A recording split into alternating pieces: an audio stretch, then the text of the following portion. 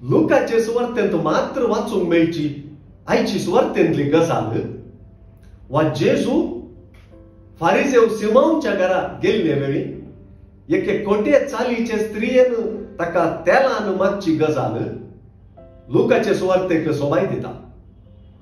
आयचे सुवार्तेच्या आधारार सांगचे तर सुवार्तेच्या सुरवातेरच आपूण दुर्बळ्यांक बरी खबर दिवंक आयिल्लो म्हणसो जेजू बंदीन आसलेल्यांक सुडका दिवंक आपूण आयिल्लो म्हणसो जेजू आपले मिसांव आपणे सांगले प्रमाणेच जारी करता अशें सांगूंक जाता. हेरांक सकला घालून आपणाक वयर दवरचें लुकाचे सुवार्तेंतल्या फारिसेवांचे लक्षणच सय. हांगासरी फारिसेव सिमाव स्त्रियेक हलके नदरेन देखता. ताका तिचें पातक मात्र दिसता. ते स्त्रियेक तुकचे प्रक्रियेंत तो जेजूकी तुकता आनी जेजूचे प्रवादपणूच दुबावाचे म्हणून काढता.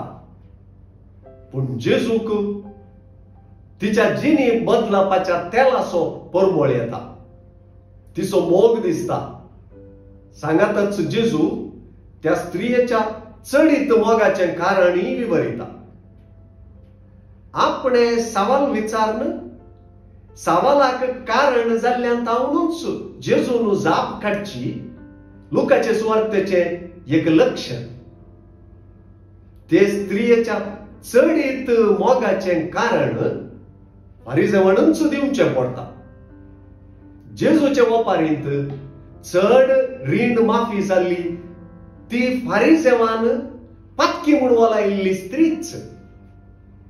चड रीण माफी जालां देखून तिचो मोगय चड जाता. बोगसणे अनभग करप जेजू थंय चडीत मोगाक कारण जाता.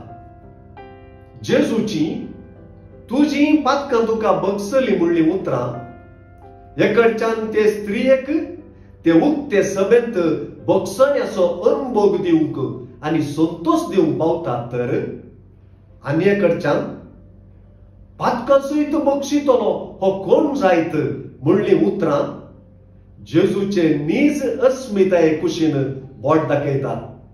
तशेंच नजरेतच्या जेजूच्या धोरणांतले विशय जिवाड करतात.